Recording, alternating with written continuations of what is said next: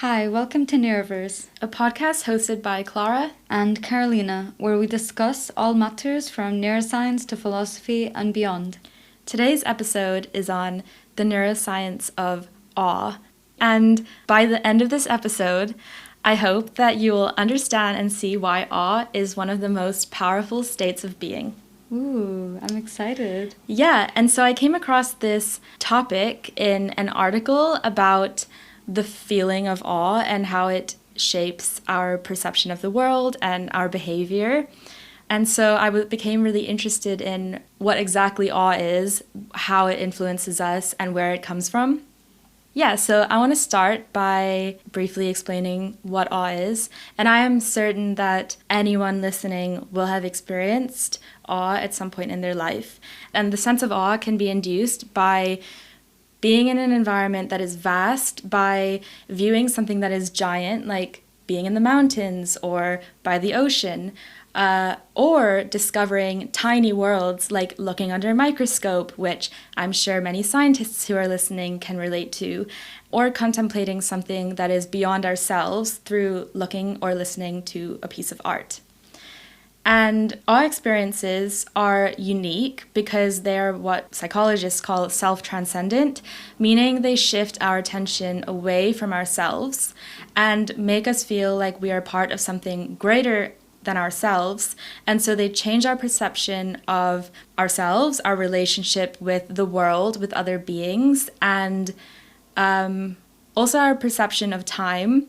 And all of these together have been shown to improve mental and physical well-being, give us a sense of purpose and meaning, and improve life satisfaction and so many other benefits. Sounds amazing. So can you tell us a little bit more about the benefits of awe? Yeah, so several studies have actually induced what we call awe experiences in humans and found that in general, awe can make people feel more pro-social so that they feel more connected with others. And this makes them more generous and compassionate. And following this, it also makes people more likely to identify with universal categories like being a human, rather than an individualistic identity like I am Clara. A study showed that people who stood among awe-inspiring eucalyptus trees and then were presented with a situation where the experimenter dropped a couple of pens, those who experienced awe were more likely to pick up more pens for the experimenter, so show compassion, than those who just stared into a scene of buildings, which isn't as awe-inspiring. And awe can also inspire creativity, curiosity, improve critical thinking, and skepticism about arguments, and decrease materialism. For example, a study showed that after experiencing awe, people were less likely to put in effort to get money. So they made people listen to some horrible sounds in order to get a monetary reward. And after people had experienced awe, they were less likely to want to experience these horrible sounds to get the money. Interesting. Related to this, some other studies have showed that people who were told to write about a time when they experienced awe reported a greater willingness to volunteer their time to help a charity rather than compared to people who had just written about a time they experienced happiness. And so this is also important to highlight that awe seems to be this really unique state of being or combination of emotions, I guess, that differs from just general positive emotions like joy or contentment. There was a paper in 2007 that outlined 3 main qualities of awe that make it different from positive emotions. The first one is that awe should be elicited by information-rich stimuli rather than a material or social reward. The second one is that awe should be self-diminishing. So they introduced this concept of the small self, which is exactly what it sounds like, where, as I mentioned earlier, it makes you feel small compared to the vastness of the world or what you experience. Whereas other positive emotions tend to be self-focused or self-enhancing, like pride or, ego-boosting positive experiences. And the third difference is that dispositional awe proneness, so how likely you are to experience awe on like a daily basis, should be associated with how willing you are to modify or revise your mental structures or schemas or beliefs, in other words. But other positive emotions don't necessarily show this association, probably because they rely more on like the external rewards or forces that induce them. Mm-hmm. That's really interesting. Relating to, I guess, compassion and smallness of self, etc. Erling Kedge also speaks about that a lot in his book, Silence in the Age of Noise. And I think silence and meditation in that sense has some parallels with awe. And so he talks about how he prefers to experience satisfaction that travels from the body to the head and not the other way around, in the sense of like, he uses exercise and trekking as an example, where it's like from the body to the head, external experiences towards inwards feelings, as opposed to like instant gratification, being stuck in like a dopamine loop and like social media addiction, where it's more catering to the larger egotistical self. Yeah, that makes sense. It's like, it's kind of reminds me, of that time we were in the color episode, the philosophy of color, where we just said, oh yeah, we as humans are just a vessel of information to pass through, and it kind of makes you like helpless and just allowing yourself to surrender to the vastness of everything that exists. Yeah, it's kind of like that idea when you let yourself get out of your head in a way. Yeah, loosen the grip on the control that you have in life. And yeah, I think when you realize that, you're in a more peaceful and meditative state. Yeah. Before like coming across the concept of awe, I was very aware of it through my own experiences, because I experience awe all the time, and I realized it's what fuels my whole life and being and existence. Like, that is actually why I am so interested in science, because it's that feeling of when you're reading about something so magnificent, and the way that this neuron works is just so incredibly remarkable that your brain just explodes and you lose your sense of self. You're just so focused on the neuron or whatever you're looking at, right? And like when we're patching neurons and we're looking under a microscope, and you're just like, wow, this neuron has a behavior of its own. But besides neurons, I've also experienced this like in the mountains when I'm going hiking or whatever, and I love that feeling of vastness of just like being in nature, which is, I think, the greatest inducer of awe. Like, it just has that natural effect. Of course, we talk about all the positive effects of nature, being in nature all the time, and I think this is a huge one, like just seeing yourself as being part of the greater nature. Yeah, and I think in preparation for this episode, you sent me an article that I read a little bit, but combined to that, I've received other posts and stuff from friends that the key message is basically, if we stop and look at life with a different perspective, the day-to-day mundane things can become so precious, like having a cup of tea and reading a little bit of your favorite book, or just small moments that can make, I think, the day-to-day mundane more transcendental if you so choose it to be. Yes, yeah, definitely. And this also links to something I read, that they looked at who was more likely to experience dispositional awe, so again, like day-to-day awe, and found that it was associated with so-called positive character traits, such as gratitude, and also open-mindedness was a huge one. And so linked to like awe proneness being associated with a willingness to modify our mental structures, there's really this key concept of people who are more open-minded are more likely to have awe experiences. So what is the evidence, or like what is the scientific effect of awe on ourselves? So there's a huge figure in the field, I think potentially one of the leading figures, is Dacher Keltner, who is a professor of psychology at the University of Berkeley in California. And he's also written a book on all the new science of everyday wonder and how it can transform your life, which I haven't read, but I have listened to the On Being podcast episode where he was interviewed. So in 2003, him and Jonathan Haidt presented a conceptual approach to awe, and ever since then have used that approach to study awe in humans. And they suggested that all forms of awe involve two main elements. The first one being perceived vastness, which we've spoken a lot about, and the second one being the need for accommodation, which is linked to this kind of open-minded plasticity that I was talking about, which is the idea that when an experience violates our expectations, it forces us to reconceptualize our framework for understanding the world. And this creates a need for cognitive realignment. And so it's kind of like the expansion of your frame of reference that is induced by these awe experiences, which is again related to our small self and the shrinking of the self in relation to the world. Mm-hmm. And they also suggested that in terms of evolution, because you always need to consider evolution, awe may have evolved because it helps to promote connectedness with others, which promotes social cohesion, but it also promotes reverence or respect for leaders in our society, which also promotes social cohesion. And the experience of awe may also be adaptive because it encourages this cognitive accommodation, which I kind of view as like a type of plasticity to our environments, which help us to navigate the world. And also important to say, like, I think as far as my human consciousness can know, awe is quite a human-specific emotion because it drives innovation as well, and a lot of human culture is based on innovation. Mm-hmm.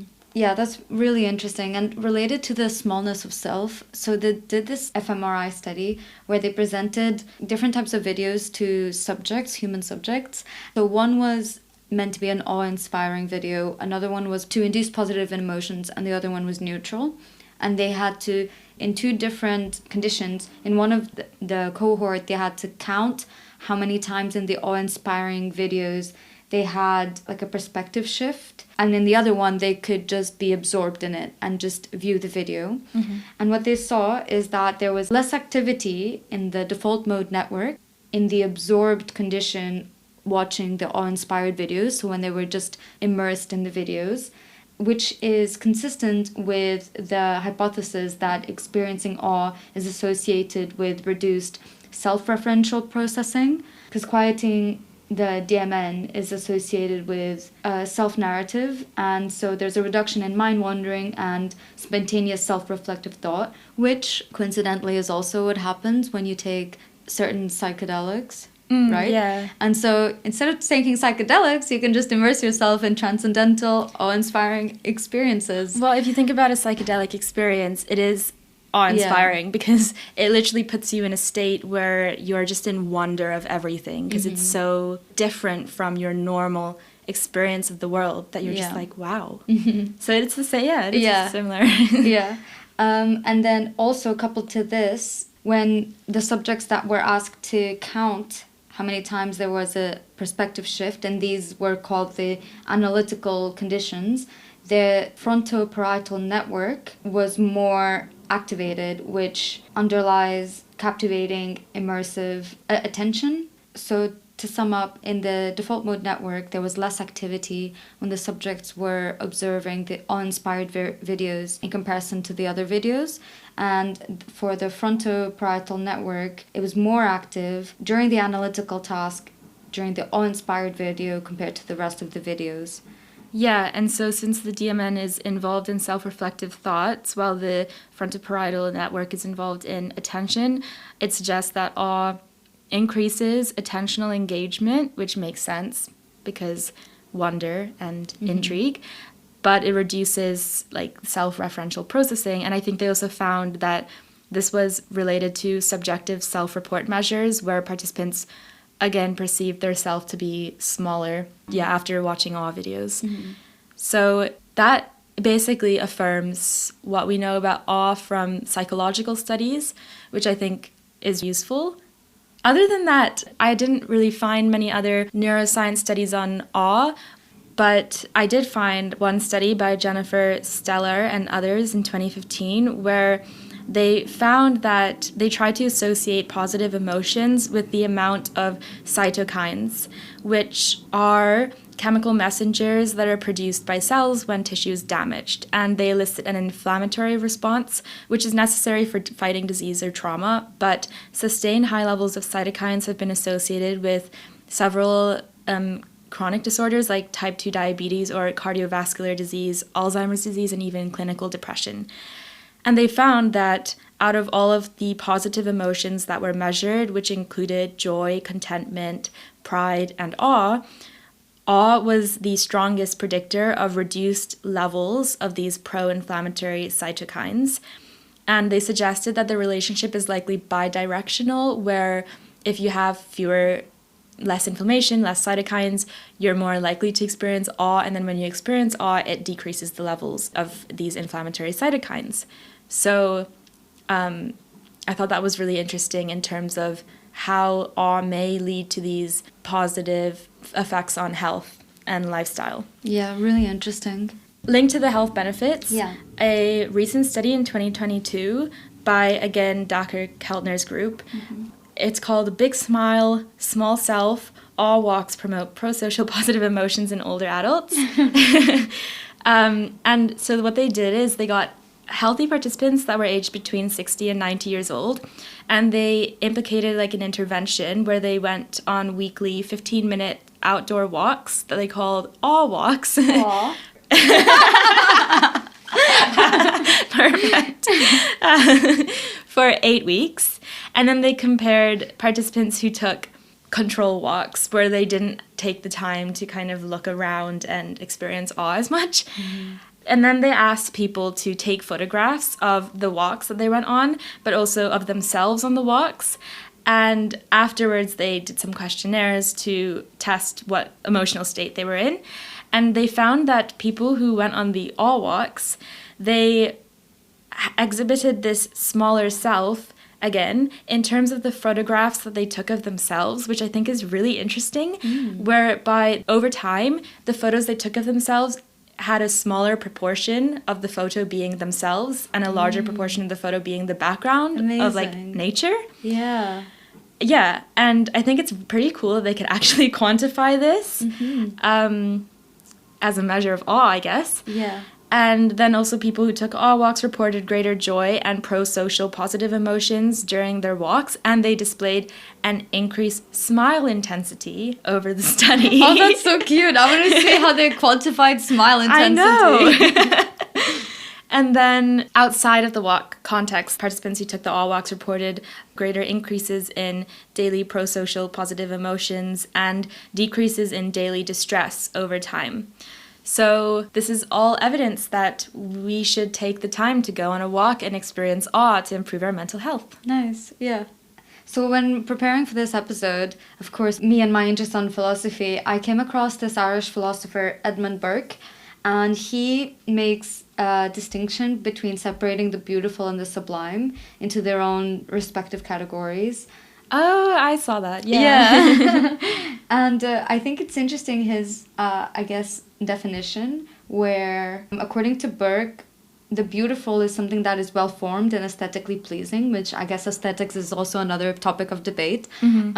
And then he says that the sublime is that which has the power to compel and destroy us. Wow. Which I think is a very interesting definition of the sublime. Sounds like love. Yeah. But I think it's interesting how so far in the episode, when we speak about awe, and the transcendentalness of awe is always something very positive. But I find it interesting that in his definition, when he talks about the sublime, which I'm comparing to awe, which I think has a lot of similar symptoms, he describes it as having the power to compel and destroy us, which I think is true. I think that is true, actually, because of what we were saying about the cognitive realignment. Mm-hmm. Like, in order to embrace awe, which is also why people who are more open-minded and also people who have a greater appreciation for beauty are more likely to experience awe. And so it's like, because of awe forcing us to redefine ourselves, that's kind of like the destroying part of that. Like, the compelling is like drawing our attention to it, which, as we just discussed with the fMRI study, our attention to stuff that is awe-inducing increases, and then the destroying is like the destruction of self, the quieting of the DMN. I love that interpretation. Yes. Yeah. I was thinking more along the lines of like, if you're in the mountains or looking onto the sea, something so much greater and powerful than you that could it could destroy you. Yeah. So like you could drown in the sea, you could fall down a mountain. But that's why it's like the shrinking of the self Yeah, as well. yeah. It's not a physical destroying, Yeah. but it is a psychological destroying, yeah. Yeah, and along similar lines, so I love Oscar Wilde, and the preface for his book on the picture of Dorian Gray is such a beautiful passage. I'm not going to read it all, but I think there's some really interesting lines that I wanted to point out, which I guess relates to art and self and awe. It's not exclusively related to awe, but he says that the 19th century dislike of realism is the rage of Caliban seeing his own face in a glass, and the 19th century dislike of romanticism is the rage of Caliban not seeing his own face in a glass. And when I was reading about the sublime and awe, it inspired a lot of new art, this neoclassical art that was a competition to the Romantic era art. And so I think it's interesting, this contrast in terms of like our own reactions related to the same consequence, so Caliban not seeing his own face in the glass, and the two different responses to it, whether it's a dislike of realism or a dislike of romanticism. Interesting. So like the shift from realism to romanticism, you're relating through these words to a difference in our perception of ourselves. And in the appreciation of the environment, or the different outlooks that we have. Mm-hmm. So, for example, instead of appreciating the realism or the romanticism for what it is, as a society, we tend to not be content with whatever era we're in. And so in this case, he's saying the 19th century dislike of realism is the rage of Caliban seeing his own face in the glass. So in the 19th century, those who detested realism detested it for this specific reason. Yeah. But at the same time, they also weren't content with the romanticism. Mm-hmm. And so I'm just relating that to the different perspectives that we can have in life. And like you said, it's a mental shift that we can choose to do, and about being more open-minded. So, and then he also says, all art is at once surface and symbol. Those who go beneath the surface do so at their own peril. Those who read the symbol do so at their own peril. It is the spectator and not life that art really mirrors. And I really like that. Yeah, I think it's also interesting how like the history of art, mm-hmm. which I don't know much about, but like the different movements and their chronological order, how that was so influenced by shifts in how humans as a society kind of view ourselves. Like the shift from just depicting everything as it is to then questioning that and then exploring kind of more idealistic way of being and then shifting that into a more abstract representation of what could be and just that mirroring of human consciousness and experience through art as an outcome. Yeah. And I like that he seems to appreciate the beauty not only on the surface but symbolism level. So in terms of awe, we can appreciate the awe of something on the surface level or perhaps on a more transcendental level when we look deeper into the symbolism of it. Also interesting that awe experiences are likely to influence a piece of art. Mm-hmm. Like awe experiences are likely to be the initiating thing that induces an artist to create art. Mm-hmm. And then art is an awe-inducing experience of its own for others who view it. Mm-hmm. Yeah. So it is like a self-perpetuating cycle of spreading awe in the world, which I think is a perfect place to end today's episode. And I really do, after kind of reflecting on awe in this way, I do believe that there's hope for a better humanity through awe because it promotes this social cohesion and this compassion for others. It induces better moral behavior and appreciation for beauty that comes along with all of these positive things like gratitude and compassion and generosity. And I think that is the way that our society can actually improve. Mm-hmm. And so it's this so powerful force of a way of being, which is why I said that by the end of the episode, you'll understand why awe is the most important, powerful state of being that there is. I love it. So let me know if you agree and what awe experiences you've had or how awe has shaped your life. And we'd like to thank you for listening to this episode. If you enjoy it, do feel free to share it on social media and tag us. We're on Twitter, Instagram. Thank you for listening.